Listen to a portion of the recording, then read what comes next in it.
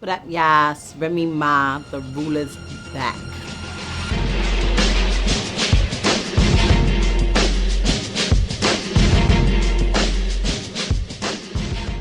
I think I realized that music was it for me when I was in junior high school, right around the time of Biggie's Ready to Die album, the whole beef for him and Tupac, when the Locks was coming up, and Mace, and just the whole bad boy movement, Death Row movement. I definitely believe that's when I realized that music was it for me. When I heard my first single on the radio, I'm almost positive I was in a taxi cab, and I didn't realize that it was on until it was almost over because I was on the phone. So towards the end, it's like, Remy want them damn diamonds. I'm like, wait a minute, I just missed my song. Hung up the phone, was pissed off that I couldn't rewind it. Like, I was just devastated. But I was in a taxi cab and I was on the phone and totally missed the whole thing. It was playing, so I heard it, but I wasn't, really listening to it.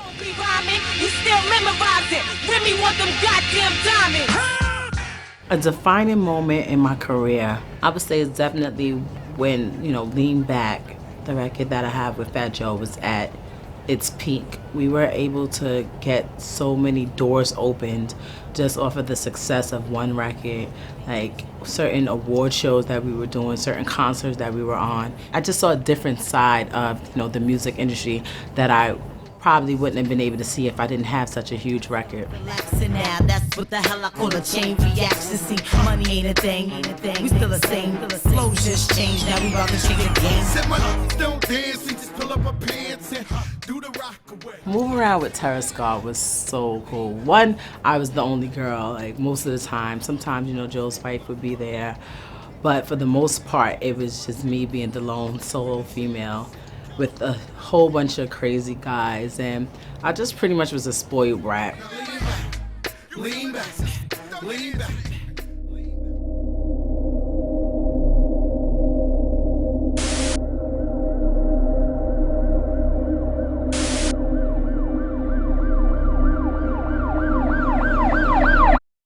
My entire, stint in prison, I was frustrated and overwhelmed constantly.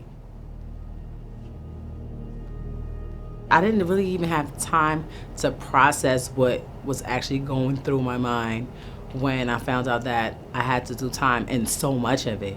Maybe if it would have been a year or two, I probably would have had a different reaction. When someone tells you, all right, you have to do 8 years starting right now, no time to go home and situate things with your family or just your household and certain, things that day-to-day things that you do, business accounts, everything. It was just all like, yeah, you have 8 years to do it and you have to do it right now, starting right now. It was just so unreal to me. My brain wasn't even grasping what was going on until probably about a week later when I realized, okay, this is where I'm gonna be and I can't leave.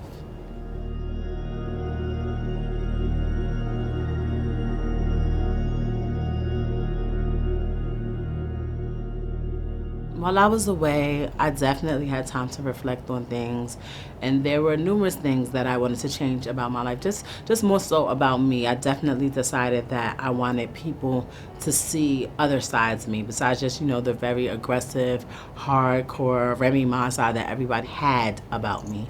I just wanted to focus on that and let people, see the side that's a mom, the side that's a wife, the side that's somebody's daughter, and just I guess growing up where I came from, we were pretty much trained to hide those feelings from people because they could somehow, some way, sometimes be used against you. So being incarcerated and being humbled like so dramatically, as far as you have no privacy, you're constantly subjected to strip searches, and just the confines of the space that you do have, that's subjected to searches. People read your diaries, your mail. It's like I really felt like at this point I have nothing else to hide, so I might as well give it to my fans and the world, people that actually helped me make it to success. Papoose has definitely been a rock in my life. When I felt that I wasn't going to be able to make it through the amount of time that I was given and still be, myself and still have my sanity, he was the person that let me know that it could be possible.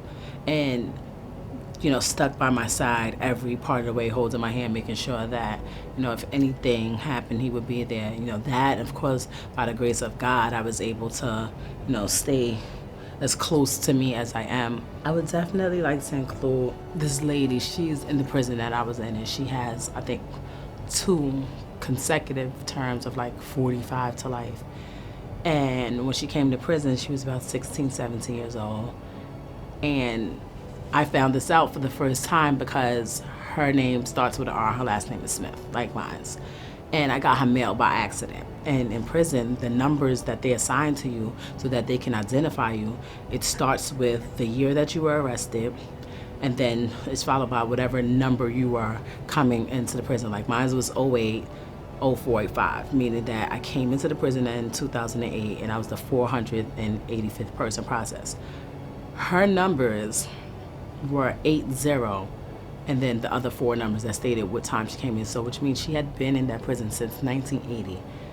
And that's before I was born, number one, not even including the time that she may have spent in the county jail before she got to prison. And when I met her to give her her mail back, she was amazing. Like, you would not look at her and be able to tell that she had did over 3 decades in prison. She was smiling, she was happy, she was laughing, she was telling me, you can do this is nothing, you're stronger than this. And I believe seeing her, and it was very early into my bed, like when I had first got to prison, I think seeing her strength and her ability to just persevere with 45 to life consecutive, 2 of them, like that made me feel like, who am I to complain about, 8 years? For me, I had went in with the intentions that I'm not going to befriend anybody, I'm not going to be cool with anybody, I'm going to say to myself, I'm just going to do this the best that I can, I'm going to go home. But when you're there, and you're there for so long, like 6.5 years is a long time, you are forced to live in close confinements next to other people. You are forced to, work with them and go to programs with them. And, you start to get a bond and you start to get close to people. And you know their families because you see them on visits, you know their story, you know their struggle. And to me, it's kind of like a second family that I gained. Like some of the friends that I've met in there, they're more close to me than friends that I grew up with. And this is because, like the old saying, like, you really never know somebody till you live with them. These are people that I had to live with, and we've been through hardships together. Whereas, my other friends, I love them, just as much, but we have a different type of relationship. Besides all the, other things of we have to deal with our guilt or our remorse or whatever we are going through as individuals, we are able to overcome that and bond as just, people, just as women. And I think a lot of people don't realize that that's possible because they just look, okay, if you're in prison, you're a horrible person, and that's just that. But, I found out differently that there are good people that have to do time. So, it's crazy when you have to go through something like that for a mistake that you made when you were 16. You're still paying for it when you're 45. It's heartbreaking. Like some people will be like, no, that's what you get. You shouldn't do this, shouldn't do that. But I wasn't the same person that I was when I was 21 compared to the person I was when I was 16. So I can only imagine you're a totally different person when you're 16 and when you're 45. The advice that I would give to someone based on everything that I went through, I would definitely tell them to, one, count your blessings, because you never know when they're gonna be taken away. You never know what's gonna happen.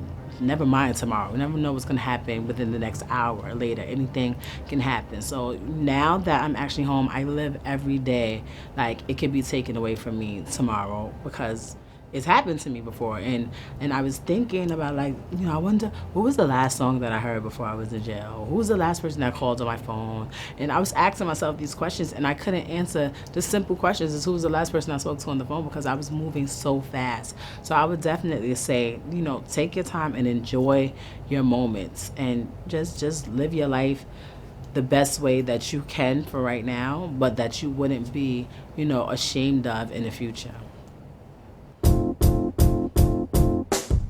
Right now, I think Pharrell's Happy fits perfectly for my situation. I'm just so happy to, be home and to be past, a very trying time in my life and just able to move on.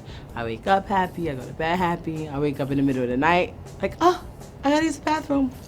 Okay. So I think that that song for right now, I can't really, since it's so on the spot, I wouldn't want to stick anything for my whole life. I would really want to think about it, but definitely for the right now and for the time being, I would say happy is the mood that I'm in.